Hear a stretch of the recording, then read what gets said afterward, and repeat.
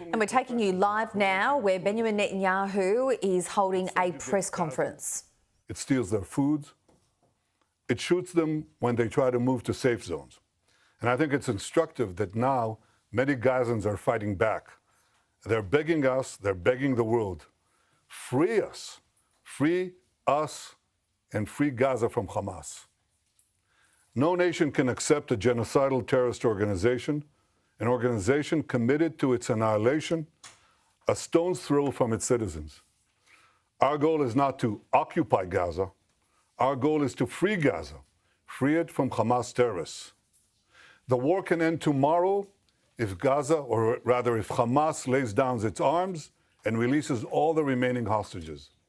Gaza will be demilitarized. Israel will have overriding security responsibility. A security zone will be established on Gaza's border with Israel to prevent future terrorist incursions. A civilian administration will be established in Gaza that will seek to live in peace with Israel. That's our plan for the day after Hamas, and let me summarize it. 5 principles for concluding the war. 1, Hamas disarmed. 2nd, all hostages freed.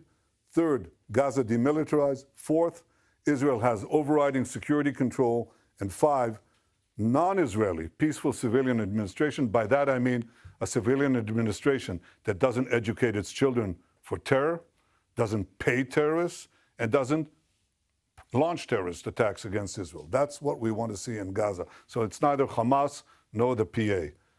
That's our plan. Given Hamas's refusal to lay down its arms, Israel has no choice but to finish the job and complete the defeat of Hamas. Now, we've done a great deal. We have about 70 to 75% of Gaza under Israeli control, military control. But we have 2 remaining strongholds, okay? These are Gaza City and the central camps in the Muasi. That's roughly, it's schematically presented here, but it's fairly accurate. Last Thursday, Israel's Security Cabinet, instructed the IDF to dismantle the 2 remaining Hamas strongholds in Gaza City and the central camps. Contrary to false claims, this is the best way to end the war and the best way to end it speedily. We will do so by first enabling the civilian population to safely leave the combat areas to designated safe zones. In these safe zones, they'll be given ample food, water, and medical care, as we've done before. And again, contrary to false claims, our policy throughout the war has been to prevent a humanitarian crisis, while Hamas's policy has been to create it. Since the beginning of the war, Israel has let in close to 2 million tons of aid. I know of no other army that has enabled such aid to go to the civilian population in enemy territory. Now, if we had a starvation policy, no one in Gaza would have survived after 2 years of war. But our policy has been the exact opposite. We let in, as I said, almost 2 million tons of aid and sent millions of text messages, millions of phone calls to Gazans to get out of harm's way. Yet in the last few months, Hamas has violently looted the aid trucks meant to get to Palestinian civilians. They deliberately created a shortage of supply. And the UN consistently refused, until recently, to distribute the thousands of trucks that we led into Gaza through the Kerem Shalom crossing. So our problem is we've had tons of uncollected food rotting on the Gazan side of the border because the UN was and still is unwilling to deliver all of it.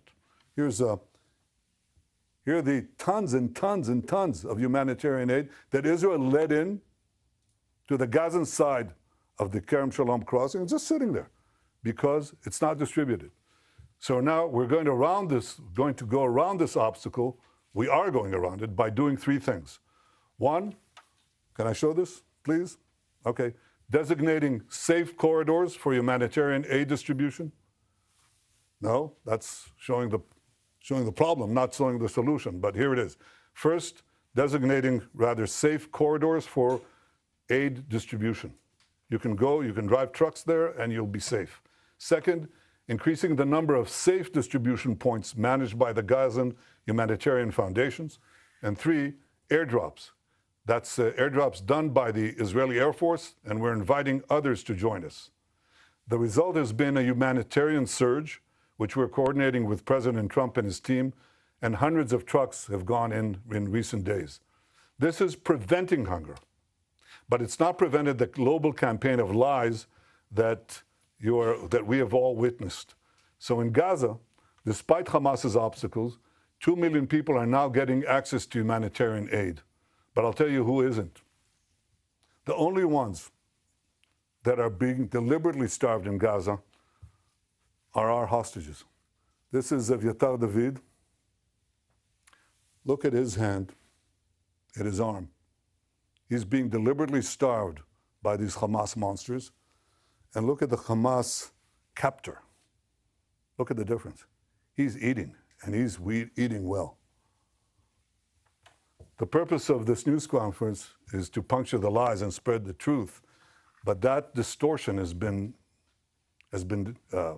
propelled around the earth, almost the way that the Jewish people were maligned in the Middle Ages.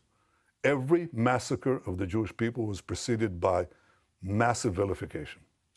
We were said to be spreading vermin to Christian societies.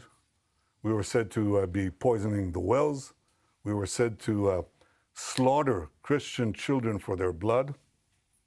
And as these lies spread around the globe, they were followed by horrific massacres, pogroms, displacements, finally culminating in the worst massacre of them all, the Holocaust. Today, the Jewish state is being maligned in a similar way. Everything that I told you could be verified easily, but it hasn't.